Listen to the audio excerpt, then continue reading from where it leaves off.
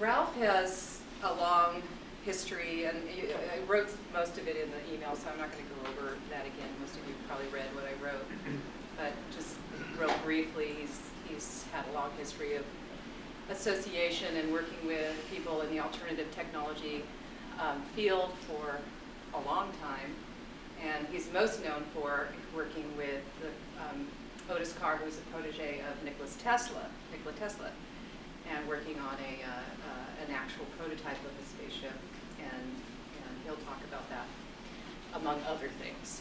And we'll see where the conversation goes. But before I hand it over to him, I just wanted to just pass these magnets around. I know it's kind of probably a little silly, maybe kindergartenish, but today, one thing I've learned about groups is that if it's something I like and that is fun for me, usually there's somebody else in the group that actually will find it interesting as well. But today I was looking at these magnets and I was going, I know magnets and they're fun, but I haven't really thought about it in a while, and how, they attract each other one way and they repel each other the other way. That's just such a graphic demonstration to me of a field. And it's real, you can feel it, it's not woo-woo, it's not like some weird new age thing, it's real. And that's the technology some of the technology that Ralph will be talking is based on. If this can be harnessed and used, it's pretty amazing. So that, and then I also had brought the bowl, but I maybe I'll do that at the end. We'll have a moment of silence, and I'll do the sounding bowl to just demonstrate the power of vibration. So fields, vibration, sound, sonic is a lot of the science that we're moving towards in our technology in the future more and more. Which these are things that, I don't know if you guys are familiar with the book Power versus Force, but the idea of power, natural power, is a real one. Using and utilizing fields, vibration, as opposed to the paradigm that we are, I think, on the tail end of force, mechanics, making things happen. So it hasn't been time in our society. So I think we're reaching, hopefully, that time, and Ralph will talk about that. And I'm going to pass these around. You guys can play with them. I do want them back, so please don't put them in your pocket. And you can, I'll just give you and then I'm going to give the floor over to Ralph. I'm really honored that you came to this gathering. I want to thank the Source for bringing you, as well as yourself. And I really like the comfortability of this small audience. We've been talking to larger audiences, and we seem to lose some of the continuity when we talk. I want to touch on some subjects that are very close to the heart in all of us. And when I get there, when I get into the subjects, some of it might be a little touchy, but in a large audience it's lost. The continuity, the understanding is kind of dribbles off. But it's getting close now to a time when we need to really pay close attention to consciousness, to be consciously aware of everything we do. Every word we speak, every gesture we make is important. So I know I've heard that some of you have seen at least one of my talks on the Project Camelot on the internet. For those that haven't, you just type in Project Camelot, and there's a lot of people like myself that are in a group that that have given talks on alternative energies, on conscious awareness, and so forth.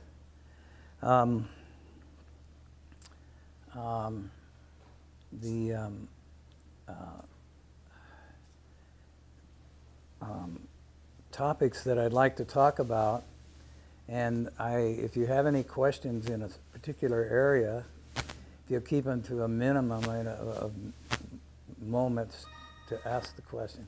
Is that all? I'm supposed to remind people to turn off their cell phones. Okay, turn off ours too, please. Anyway, Marcia and I have been in this field all our lives. And we've gone around the country. We've been all over the country giving talks on alternatives and conscious awareness and so forth. We were invited to speak and make a film for the History Channel. For those of you that haven't seen it, I've got a few discs with me. They're limited, so I can give them out, and if somebody can copy them for somebody else, you're welcome to them. There's no cost involved at all. We want to keep getting the words out. We have one from the History Channel and one from the Discovery Channel and Sci-Fi Channel, and there's a few areas that have asked me to talk. And actually, a small group like this, I think we're going to get a lot more done than I did on some of the talks. The History Channel, I was living in Las Vegas at the time, and they came in with a crew of 35 people with their sound people and cameras and so forth, and interviewed me for 6 hours. And they didn't ask me to edit or proofread any of the interview. The next thing I know, I was watching TV and I came up for 10 minutes and everything, the good stuff was all cut out. And I called them and they said, no, we're more interested in bells and whistles, not conscious awareness and heartfelt feelings and things like that. So anyhow, that's the editing department of some of the bigger media. Well, I guess I'll start with Marcia's she's been with me forever. I don't know how many lifetimes we've been together, but we've every possible type of lecture, type of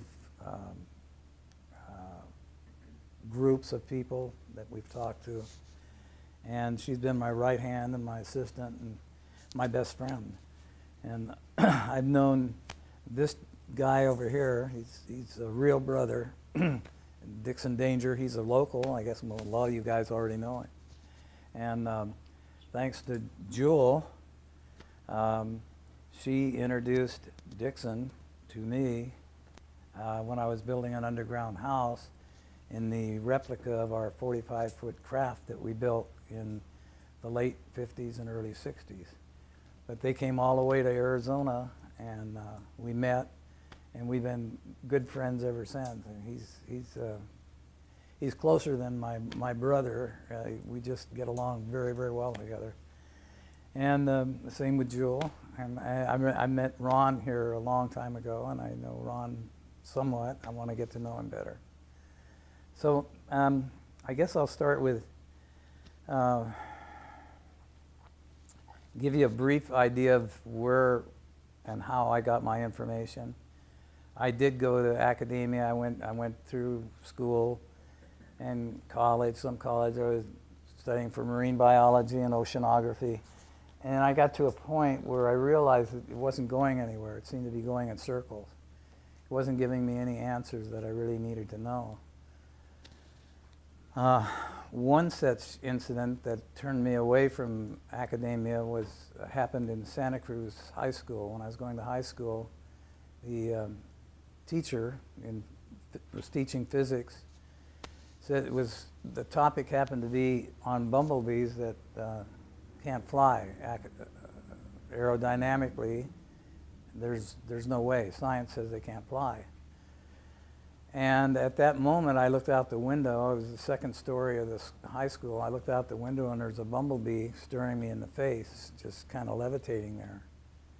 So I had to choose between academia and going out and trying to find the answers from nature myself. So that's what I decided to do. And I went out and I found that bumblebees actually don't fly, they levitate. And the way they do this is when they beat their wings, and we'll get into birds too, I'll tell you about birds. Birds actually don't fly. It's all done with magnetism, and I'll try to get into that a little later. But bumblebees, when they beat their wings, they create certain frequencies, certain vibratory frequencies.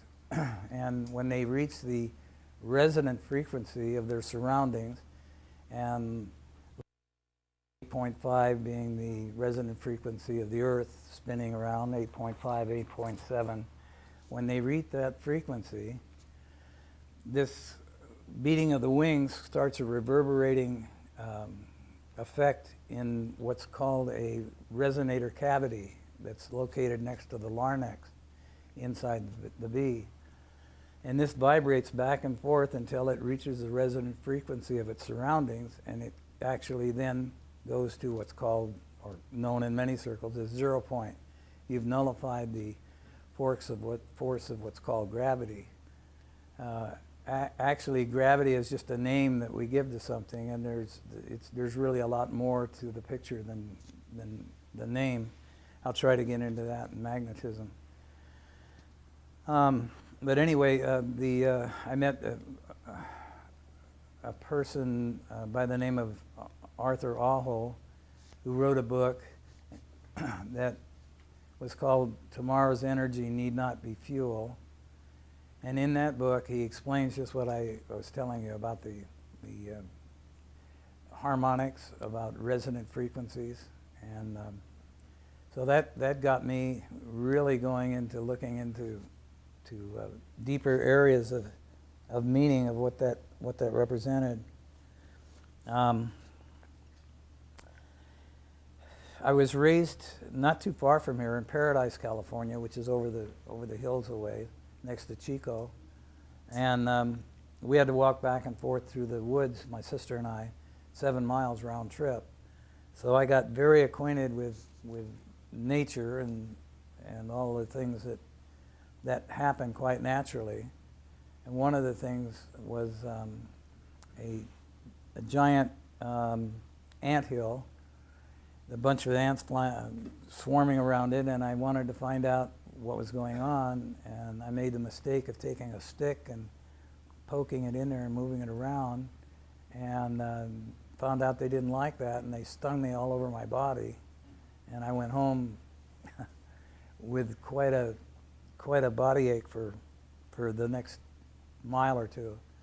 And I learned that you don't go in and disturb something unless you understand what you're doing or you have respect to what they're doing. And so I found that from that point on, that every little thing, every living thing, and every little thing that happens to me represents a consciousness. And I pay it a certain amount of respect according to my feelings at that moment in time.